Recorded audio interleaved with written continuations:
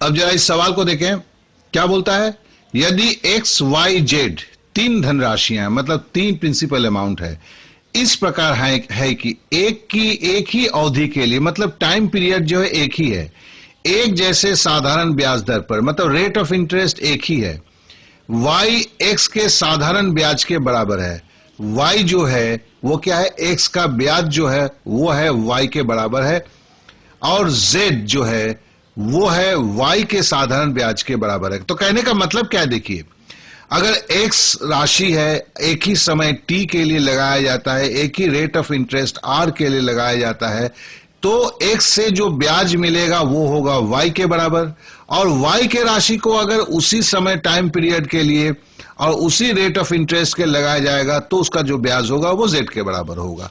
चलिए इसको पहले हम लिखते हैं तो हमें समझ में आ जाता है। तो हम जानते हैं कि ब्याज बराबर क्या होता है, मूलधन गुने समय गुने दर बटे 100, अर्थात PRT बाई 100। अब y क्या बोला है, y जो साधारण ब्याज होगा क्या होगा, x राशि को, तो x हो गया मूलधन, t वक्त के लिए गुना t Guna rate of interest बोला एक ही है r, तो y बराबर हो गया x into T into r by 100।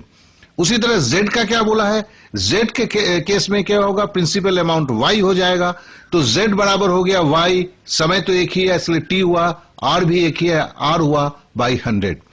अब हमें क्या बोल रहा है, y और z का हम संपर्क निकालते हैं, तो y बटे z करते हैं, तो देखिए क्या होता है, t कट जाता है, r कट जाता है, 100 कट जाता है, तो हो जाता है x बाई y। हमें संपर्क का बोला हुआ है, तो संपर्क क्या होगा, आप देखें, y को y से गुना हो गया y स्क्वायर बराबर zx। यस, यही संपर्क खड़ा रहता है। तो ये जो क्वेश्चन है, देखिए ये क्वेश्चन अगर थोड़ा देखा जाए तो एकदम थोड़ा सा हटके है, लेकिन ये देखिए आपको 2013 में ये 10+2 में आया था।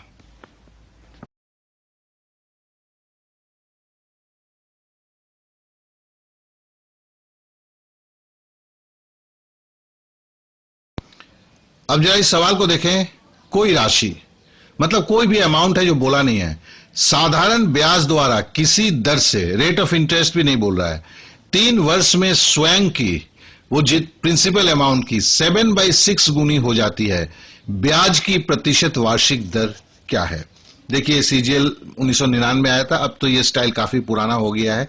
तो चलिए हम इसको करते हैं, करने के लिए हम सिंपली क्या करते हैं, हम सिंपली एक बात को मान लेते हैं कि जो मिश्र धन है जो बोला हुआ है वो स्वयं की 7/6 p हो जाता है, तो हम लिख लेते हैं मिश्र धन बराबर 7/6 p। तो ब्याज कितना होगा, 7/6 p से हम p को घटा देंगे तो हमारा ब्याज निकल जाएगा।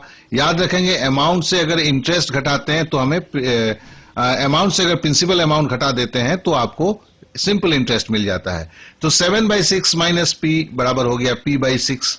अब ये साधारण ब्याज क्या निकला, सिंपल इंटरेस्ट p/6 है। अब हम p/6 बराबर क्या जानते हैं, फॉर्मूला PRT बाई 100। तो देखिए यहाँ p दिया हुआ है, p तो है नहीं, तो p/6 बराबर क्या हो, इधर भी p ले लिया, इंटू 3 दिया 3 साल, और x जो है रेट ऑफ इंटरेस्ट डाल दिया बाई 100, तो p कट गया। अब देखिए हमें x इसमें से निकालना है, तो हो गया 100/18 बराबर होगा 5.5/9%। देखिए ये सिंपल है। इस ऐसे केस में क्या होता है, खाली आप मैथ लेके आगे बढ़ जाएं, खुद भी सॉल्व हो जाएगा। मैथ करने के पहले जमीन आसमान नहीं सोचेंगे तो फिर ये सारे मैथ को करना ये होता है, और अगर ये टाइप्स को जानते हैं तो फिर सवाल ही नहीं है, झटपट मैथ हो जाता है।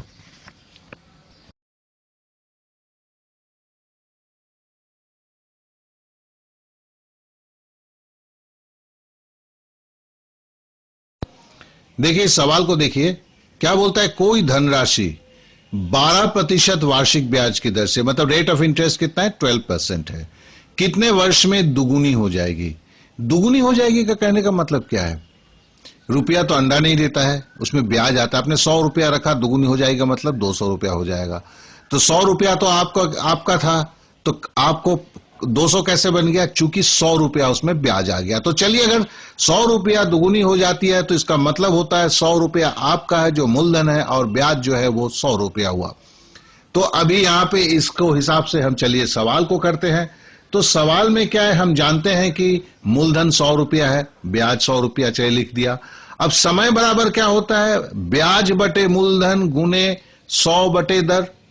अब ब्याज बटे मूलधन, तो ब्याज 100 रुपया है, मूलधन भी 100 रुपया है, तो 100 बटे 100 लिख दिया। फिर गुना 100 लिखा और रेट ऑफ इंटरेस्ट कितना बोला है 12, नीचे 12 लिख दिया। तो क्या खड़ा हो गया 100 गुना 100 बटे 100 गुना 12, काट कूट के आ गया 25 बटे 3। तो 3 अटे, तो देखिए 3 अटे 8.1 बटे 3 वर्ष आएगा। 1 बटे 3 वर्ष का मतलब है क्या है 12 महीने का वर्ष होता है, तो 1 बटे 3 गुना 12 बराबर हो गया 4 महीना। तो 8.1 बटे 3 को क्या किया 8 लिखा प्लस 1 बटे 3 गुना 12 किया, तो 12 चूंकि महीना है इसलिए साल का, तो हो गया 3 से कट गया 4 हो गया, तो क्या 8 वर्ष 4 महीने।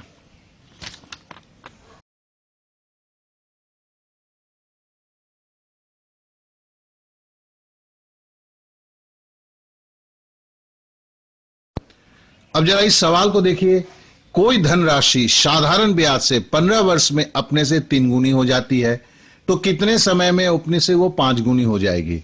अभी हमने बोला था ना 100 रुपया अगर 200 रुपया हो जाता है तो मतलब क्या है 100 रुपया मूलधन है और 100 रुपया ब्याज है, और अगर 3 गुनी हो जाती है तो क्या कहने का मतलब क्या 100 रुपया 300 रुपया हो गया। 300 रुपया अगर हो गया तो ब्याज कितना आया भैया 300 माइनस 100, तो हम इसको लिख सकते हैं 3 गुना में ओरिजिनल जो गुना हुआ है वो दुगुना हुआ है, 1 गुना तो मूलधन था। तो चलिए हमने लिखा 3 गुना बराबर 3 माइनस 1 बराबर 2 गुना। फिर बोलता है कि 5 गुना हो जाएगा, हम अपने थ्योरी में करते हैं 5 माइनस 1 बराबर 4 गुना। अब सीधा एक एक नियम मारते हैं महाराज, 2 गुना हो जाता है 15 साल में, 1 गुना हो जाएगा 15 बटे 2 साल में, 4 गुना हो जाएगा 15 बटे 2 गुना 4 बराबर हो गया 30 साल। हो गया मैथ, वेरी सिंपल।